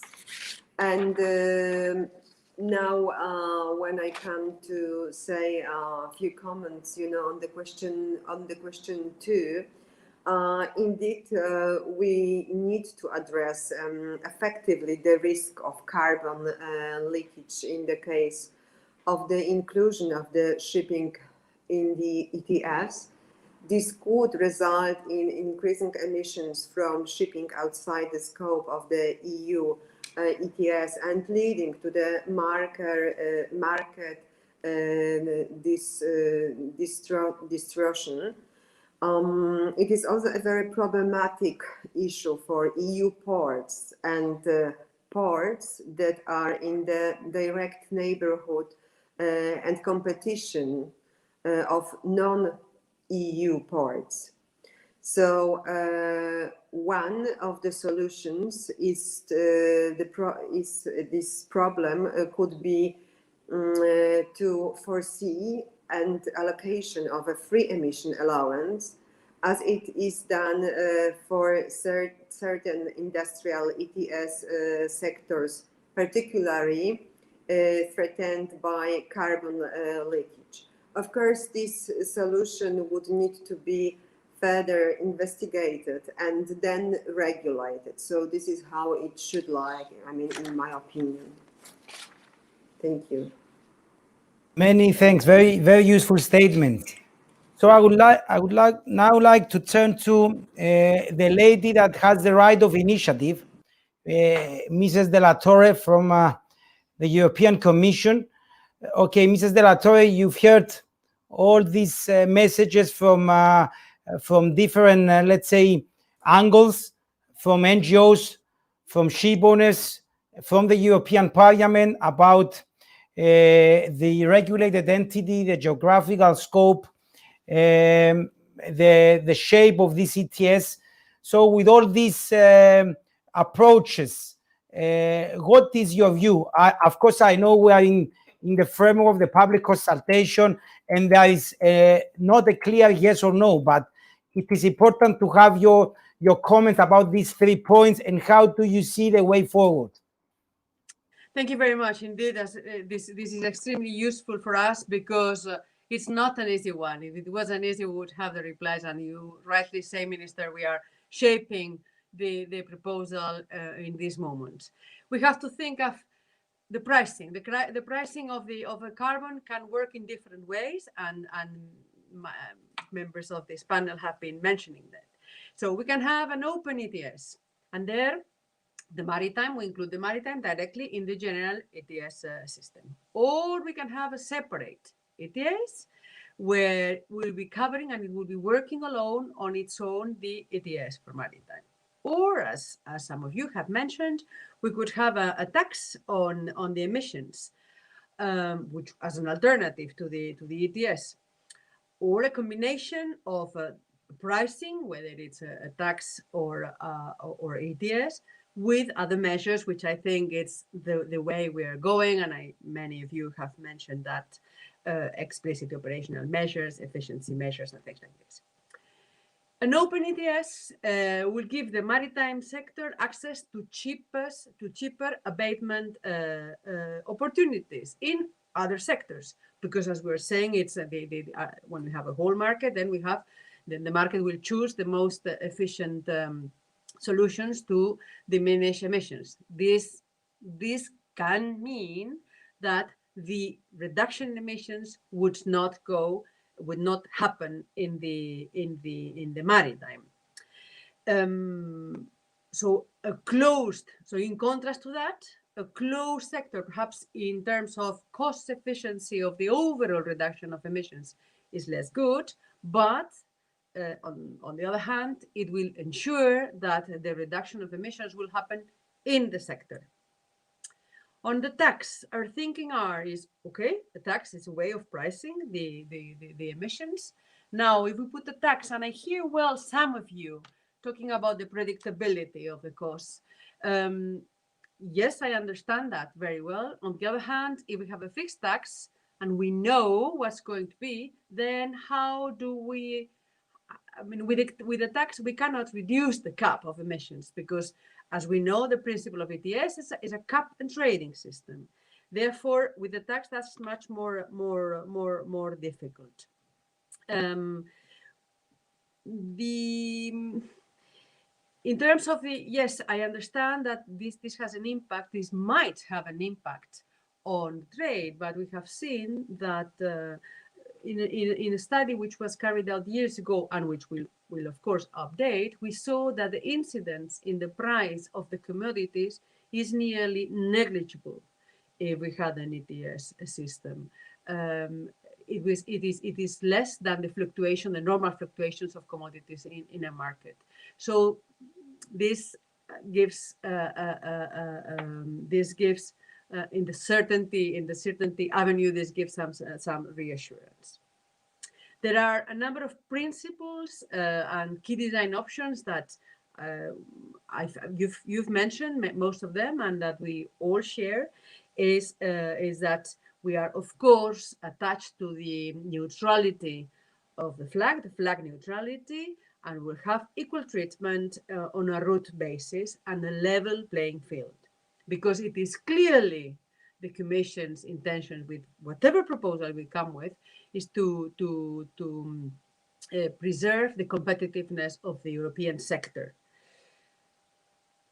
This links very well, as you've all been saying, on the geographical scope. And then you've seen that in the Commission plan, we have said that we will include anyhow the intra-EU. Mrs. Amadovic reminded us rightly of the discussions that took place when introducing ETS in the aviation. So we are again coming back with this question: shall we introduce extra-European, inbound, outbound, half of them? This is something that we are working on. And certainly, as she was saying, we have to avoid carbon leakage. Some of you have also referred to administrative burden, and we are very mindful of that, knowing that it is a sector which has very different, with actors with very different characteristics, and many of them are small, so undue burden should not happen. And this will determine a number of things. For example, whether we cover CO2 only or CO2 and others. CO2 represents 98% of the emissions, so perhaps the reply is nearly there. On the types of ships covered, there are pros and cons, doing like MRV or not doing like MRV. And anyhow, that's also a principle which is non-negotiable for us, in agreement with you all, is that this has to be done in the context of global measures. So this, whatever the ETS proposal will be, it will not contradict, it will not, it will not prevent measures to be taken as well at global level. So the regional measures, and we have seen that in aviation, we have the region, the European Union usually, undertaking more efforts to decarbonize the sector, has brought other parts of the world or the global community as a whole to embark on higher ambition schemes. So this is also one of the reasons why we are so keen in going on with the ambition. And the last comment, if you allow me, Minister, is the proportionality principle. You were saying, how does it affect? And indeed, in our analysis, as in every proposal of the Commission, we are careful of not inducing undue harm or undue benefit to parties, to different parties, by via the initiative, the means that is being proposed. And certainly we are very, very aware in that respect of what are the particularities of island countries or peripheral regions or something at the same time. Thank you. Many thanks. Very useful clarifications from the Commission side. The technical team here, the chat room, they signaled to me that they have a number of questions from our viewers. So you will see in seconds some of the questions appearing on the screen. And of course, please feel free to respond. Let's see the nature of the question. And we will see who is to whom is addressed. So let's have the first question on the screen, please.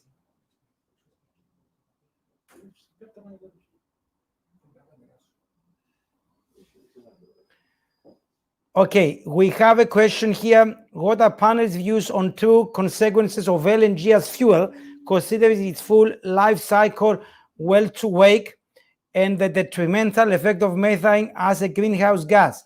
Should shipping endorse it going forward? So who would like to answer from our panelists?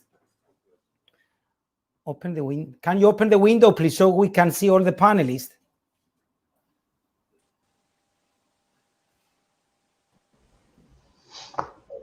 Can I? So,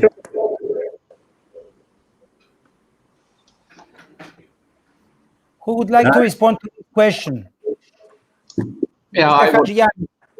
Okay. So let's take it, but be very quick on that. So I will give the floor first to Mr. Hadjianis. Okay, thank you. According to IMO,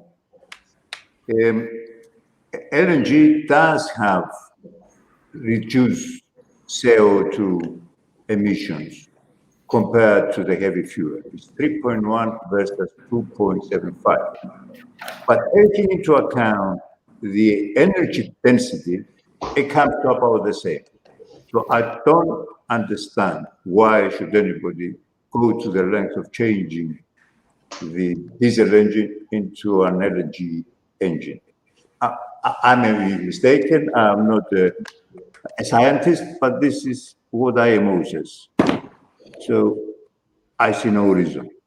Okay, let me clarify that in each question I will allow one ship owner and one NGO, and from the regulator side, feel free also to intervene. But because we will receive a lot of questions, in order to give the opportunity to respond to as many as possible, so I will give now the floor to Dr. Abbasov from the NGO side to respond to this question. Many thanks. For us, the answer is very simple. LNG reduces CO2 emissions, but LNG also causes methane, which is a greenhouse gas emissions more powerful than CO2 itself. The net effect of CO2 and methane together actually causes more greenhouse gases than compared to marine diesel oil or heavy fuel oil. In that sense, LNG is a cure worse than the disease, and we do not recommend the regulator promoting LNG in maritime sector.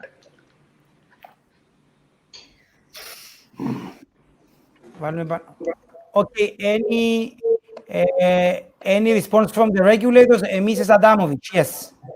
Yes, so we currently observing a very dynamic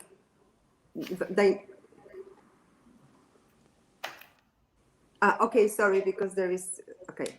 We are currently observing a very dynamic development of alternative fuels for ships. However, it is difficult to foresee which technology will prove to be the most optimal in the long term. So many of the promising technologies are still in the testing phase, and that is why we need a flexible approach based on the principle of technological neutrality. Thank you. Okay, can I have the second question, please, on the screen?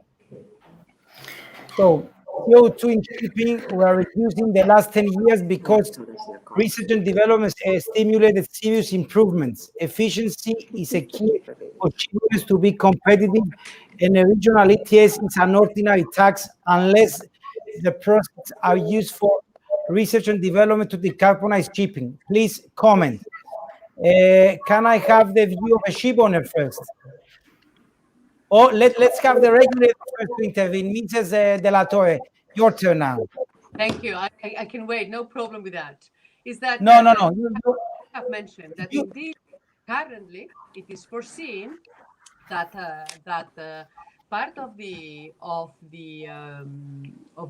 revenues coming from the ETS is going member states. They have to use at least 50% of them for clean technologies, and they are using more, 80%. And we have also an innovation fund, which is precisely there to deploy technologies, clean technologies in whatever field. So this is a feature which is already embedded in ETS. So, as you know, Grand Horizon Europe, where a specific partnership, public-private, is being set up in the maritime sector precisely to develop more technologies which are cleaner, more efficient, and more sustainable. So it is a feature which is well embedded in union policies. Okay, can I have the views of from a ship owner? I see Mr. Phillips asking for the floor. Yes.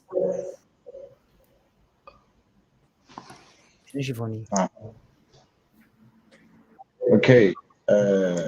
Can you put again, Minister, the question? Can you put on the screen the question again? Okay. Yes. I think it's true that the shipping industry maybe is the only industry that worked over the last year towards decarbonization and using new electronic engines, a lot of energy efficiency devices, different type of energy efficiency devices. That's the optimization of the hub, optimization of the accommodation, the power optimization within the engine room, manage to reduce the carbon intensity by 30 to 35%. And I don't believe there's any other industry that managed to do so. And this is very important that the ship owners from the very beginning, they spend and invest money towards that direction. And I believe that any additional, any market-based measure should contribute towards the required issue, which is alternative fuels. And this requires a lot of money in the research and development, and the ship owners are able, they are ready to accommodate any new technology that will be given. We cannot do anything else.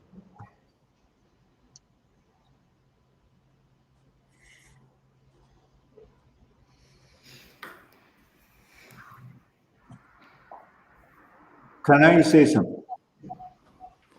Yes. I'd like to ask Mrs. De La Torre to expand a bit on the alternative fuels she has mentioned. What alternative fuels do you think is compatible to shipping and to shipping engines?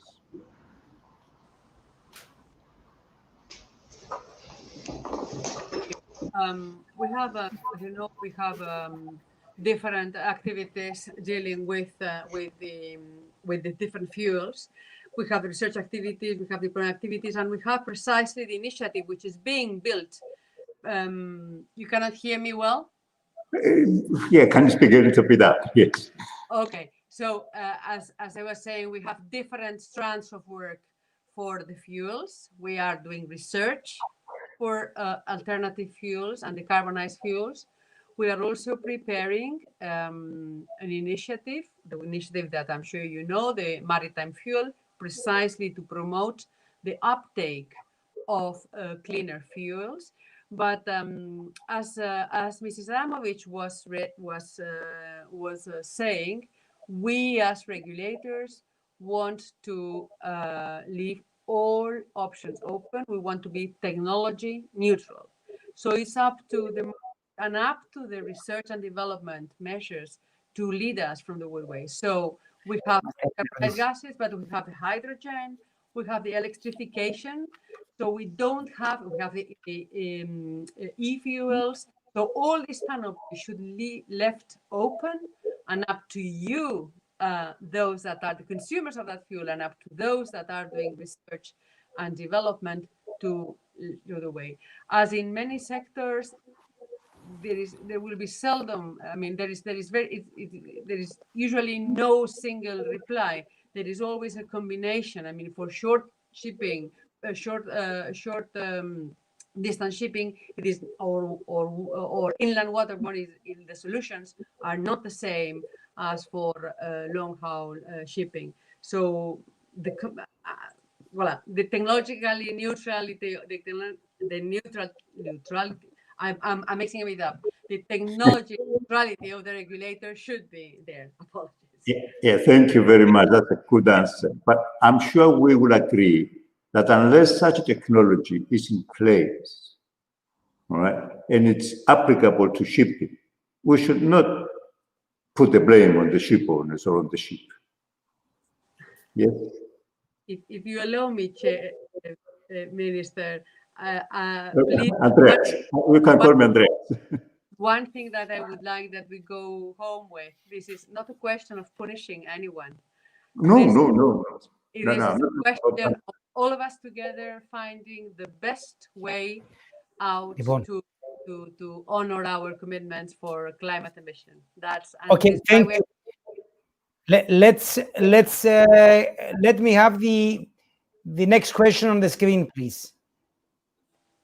So, from Andreas Chrysostomo, how can we make sure that any regional measure will not really affect or go in contrast to the global debate, IMO's deliberations?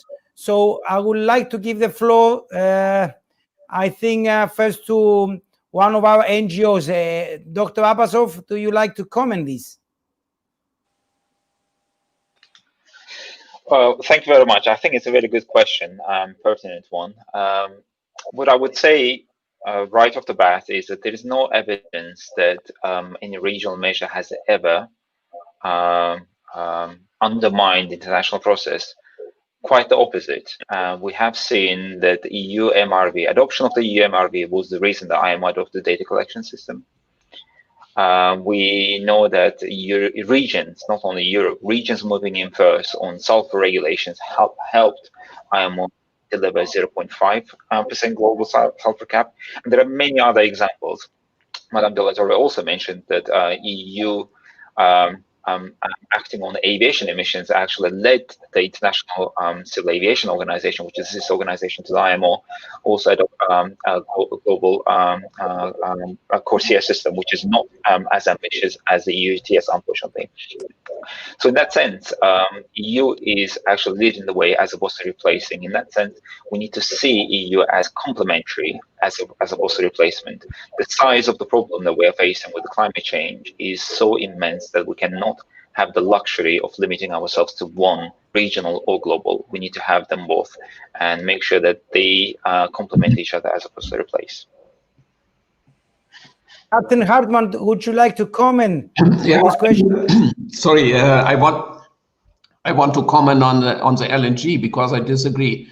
The LNG is for sure on the onboard use, if you have the right system, much cleaner than any other fossil fuel oils, because there's 20% CO2 reduction, there's no sulfur, there's NOx, it's almost the same, it's oil reduction, but there are no particles. And if you use a diesel engine with a diesel principle, not a diesel engine with an Otto principle, the technicians know what the difference is, then there's no miss and slip. And that is the same with electricity. The electricity in use is clean, but it's also the question where the electricity is coming from. If it comes from a coal power station, then it's not very clean. Then it's clean by the end user. So we have to difference between the end user and the way how to come. And I believe very much, of course, as I said in my statement, we have to decarbonize, but we have to find a way how we do it. And this is very important for me. There is research, and we work already on that with ammonia, for instance. But ammonia, to be honest, is extremely poison. If you have hydrogen, needs a lot of energy, and it works only if it is a green energy. So even in Germany, we have many wind power stations. So we have to use them all to produce hydrogen, but then there's not enough electricity for any other kind of use. So it's a debate, and it's a very interesting debate, and it's very important. I agree very much with you, Mr. Abbasov, that we have to do something. The time is running, but we have to find the good ways, and we have to think really what is the best way to decarbonize as soon as possible. That must be our target, not how to create new fees. Thank you. We will take 2 more questions. Can I have the next one, please, on the screen? So the next question is, do the panelists agree that if just short sea shipping is inside the scope of EU-ETS, the revenue should be mainly beneficial to the short sea sector instead of the deep sea sector? I would like to have the view of Mr. Feliz now on this.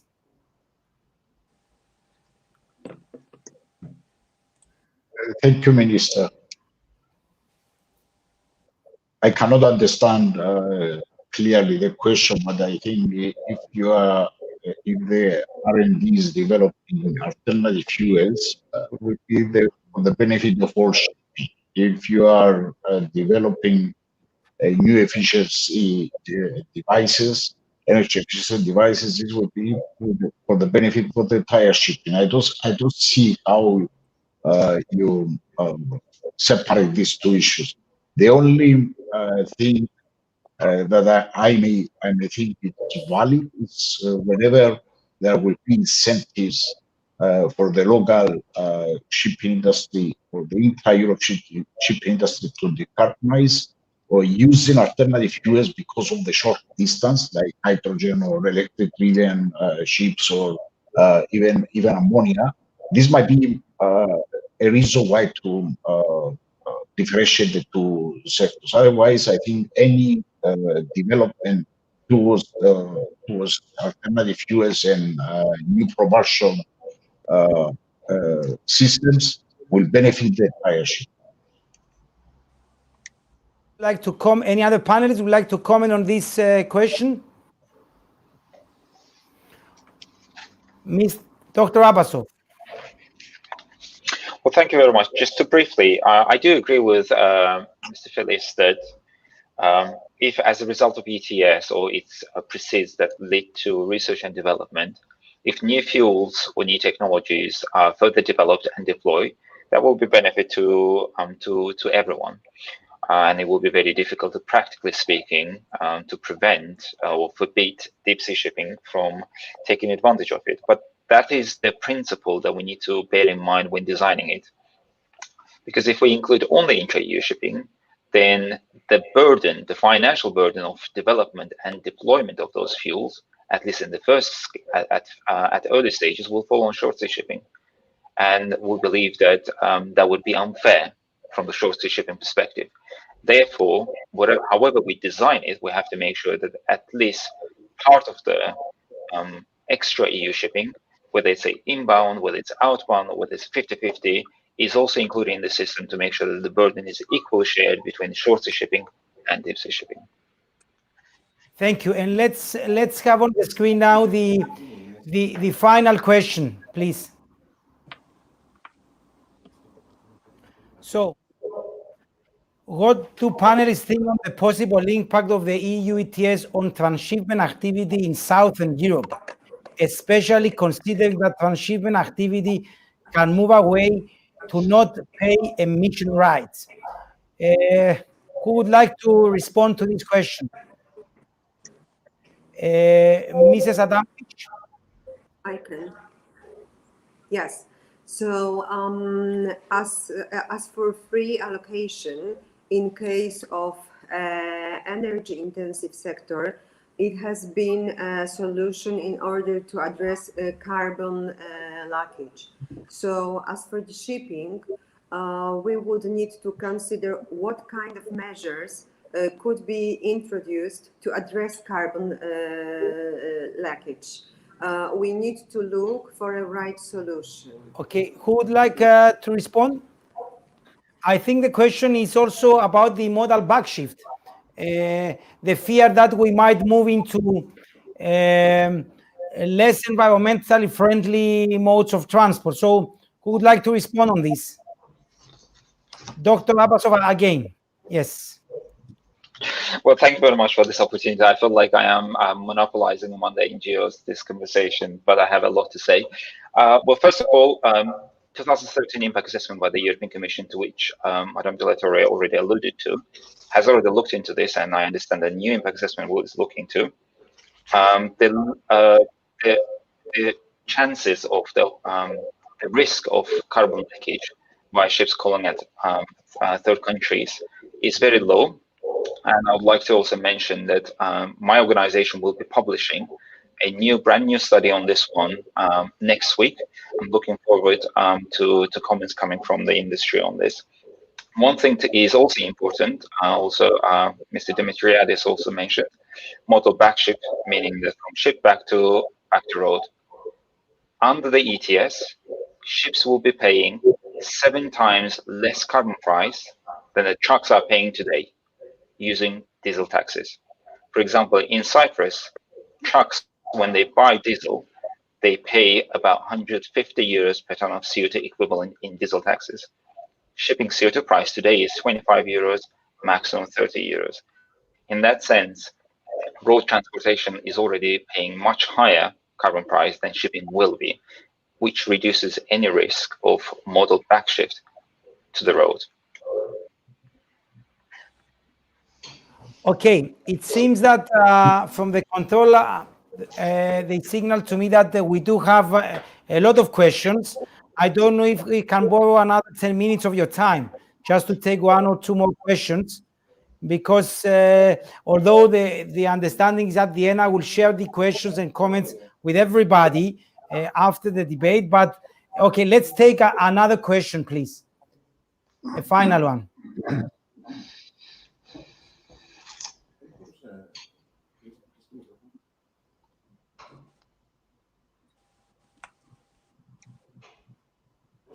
Okay, it seems that there is a problem with this question, but okay, just what I would like to do is to give the opportunity for all the panelists for 1 minute closing, and I will give the floor first to Dr. Loizidou for that. So 1 minute closing remark, please. Yes, what we've seen until from all this discussion is that more discussion is needed, and there are several issues that they are to be debated. I would like, for example, to speak about LNG, which is something very important. So there are still basic issues to solve concerning how to deal with shipping and ETS. I want to repeat that we are in the midst of a fundamental transformation of societies and economies, and this is what is vital, and what is at stake is to be as soon as possible carbon neutral. So this is the target, and we should have different kind of options. ETS is an option, a basket of measures is a better option, strong partnerships, optimum roadmap, actions, effective tools in place, funding for R&D and innovation, and accommodate diversity of European regions and communities. And I believe this is the elixir for sustainability. Captain Hartmann, can I have your concluding remarks, please? Yeah, thank you very much. First of all, it was a very interesting discussion today, and I learned a lot out of that. But I would say whatever we do, we should do it internationally, because shipping is an international business. So we need the IMO to make new regulations and to bring the carbon emissions down as much as possible, because the carbon emissions are not stopped at the European borders. It's a worldwide issue, and in more and more countries, they realize that they have to do something. Also, the United States now, with the EU government, hopefully they realize how important it is. So we should concentrate more on IMO, and we should, if IMO is not fast enough, or if we believe they are too slow, okay, then as Europeans, we can make more pressure. And this is something we should think about. Thank you. Many thanks. Dr. Abbasov, the floor is yours. Many thanks. I think it's fair to recognize the shipping industry has come a long way in recognizing their impact on climate change. A few years ago, if you ask shipping industry, they would say they're part of the solution, not a problem, and that's why nobody should have touched them. But look, we have initial strategy from the IMO, and we have already shipping companies, individual shipping companies and associations, expressing their discontent with the progress at the IMO, and even saying now EU measures are inevitable. On top of this, we have the European Green Deal by the European Commission, a strong message from the European Parliament, but above all, strong message from the European society that they see climate change as one of the biggest problems of the modern era, and that needs to be tackled as soon as possible. Now here we are. We have an opportunity with the European Green Deal. ETS is part of it. It's not the only one. Shipping industry could either deny themselves a chance to be part of the solution by constantly rejecting a European action, or they could be part of the solution and help design it in a way that fits the purpose, that reduces the burden, and also helps to channel the revenues and funds to research and development and deployment of technology. I would, on behalf of the environmental organizations, call industry to be part of the process and help us design it in a way that's useful. Thank you. Mr. Feliz, your comments, please. Thank you, Minister. I think the existing implementation of ETS on land-based industry shows that has not contributed to the reduction of greenhouse gases. Why could this be possible for the maritime sector? There is no evidence how ETS will contribute towards decarbonisation, and specifically, not all the money collected will be returned to the industry. How this will work. Additionally, a levy system associated with an R&D fund having a fixed price for the predictability for a certain period may be the only reasonable measure. And of course, a similar system might be aligned with the IMO, and IMO is not considering any ETS whatsoever. So it focuses on reducing the carbon intensity with the short-term measures that have been approved at the last MEPC. And this might be also the guidelines to the regulators how to act towards this direction. Thank you. Mr. Hadjiyannis, Yes. the floor is yours. Thank you. In that, I fully agree with ETS. But that has to go as long as reducing ETS emissions in shipping. So the regulators must first identify how we can reduce emissions in shipping. In my analysis, the only way is by optimizing the transportation, optimizing the transportation. There is no other technology that can materially affect the shipping emissions. Maybe a decimal point of a decimal point, but not substantially. Optimization, however, as I explained before, it can go as far, in excess of 50%. It's been wasted. So the regulators must first identify how we reduce it and where do we address it. To my opinion, it has to go to the mind that controls the transportation, not to the mind that follows the orders of the transporter. And this is very easy for the European Union, as I said before, because they have the importer and the exporter who can take a big role in the organization of the transportation. Thank you. Thanks. Well, God helps. We have a new energy, a new renewable energy that can be used to ships. We can talk again. But I think this is simply a fair tale story today. Thank you. Many thanks. I will now would like to turn to the regulators. First to Mr. Ketis, by thanking him and his office, the European Parliament's office in Cyprus, for supporting this event, for his concluding remarks. Mr. Ketis, the floor is yours. Thank you very much, Minister. Of course, special thanks to the honourable member from Poland, and it's very important for us as Office of the European Parliament in Cyprus to welcome Mrs. Adamovic in this important debate, and it was very interesting to hear her views about the issue.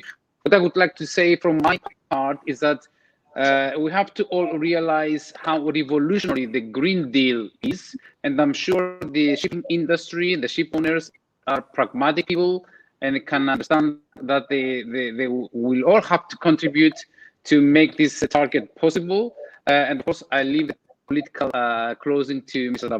Adamovic. And before going to Mrs. Adamovic, I would now like to turn to the lady that holds the pen, Mrs. Clara de la Torre for her final remarks on this debate. Thank you, Minister. That's too much of a responsibility you're putting on us, but indeed, colleagues, the Commission is writing the proposal. If the European Union, the European Union was up of its ambition to climate policy, we all know, we all share the idea that every has to contribute to this endeavor.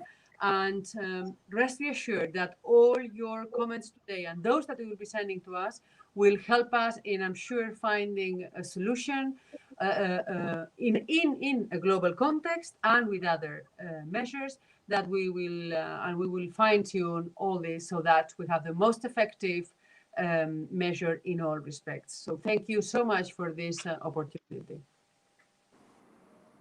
Many thanks. And now I turn to Mrs. Adamovich for her closing remarks.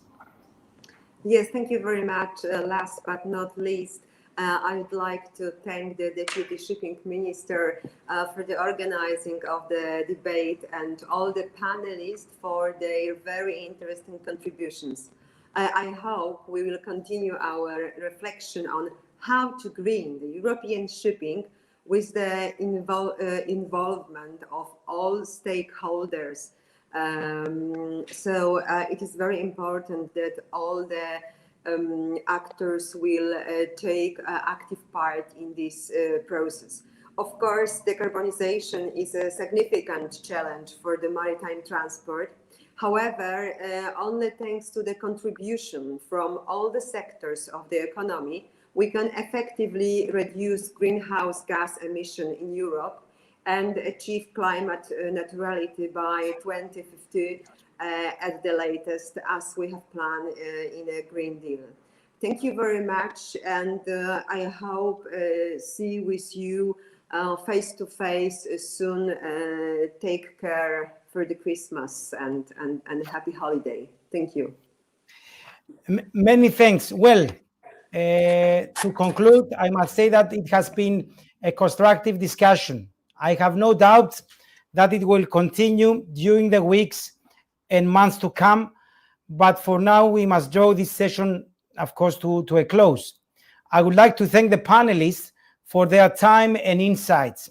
Thanks also to all of you who have joined us and contributed through the Cyprus Shipping Deputy Ministry's website or one of our social media channels. The European Commission's public consultation closes on 5th of February, and I hope that the output of today's session proves useful in helping to inform the direction of the proposed legislative initiative. We set out to explore if the EU's proposed emission trading scheme for shipping is an elixir or threat to shipping. While understandably there remain strong views on both sides of the argument, it seems to me that today's discussion might be best summarized by the following points. First, shipping should have a meaningful contribution to climate change. It is uncertain to what level the EU-ETS will be effective in further reducing greenhouse gas emissions from ships. As combating climate change knows no borders, and considering the international nature of shipping, IMO seems to be the appropriate body to regulate the reduction of greenhouse gas emissions from ships. The EU-ETS should not encourage a modal backshift to less environmentally friendly modes of transport. Certainty is a vital element for the shipping sector's operational sustainability.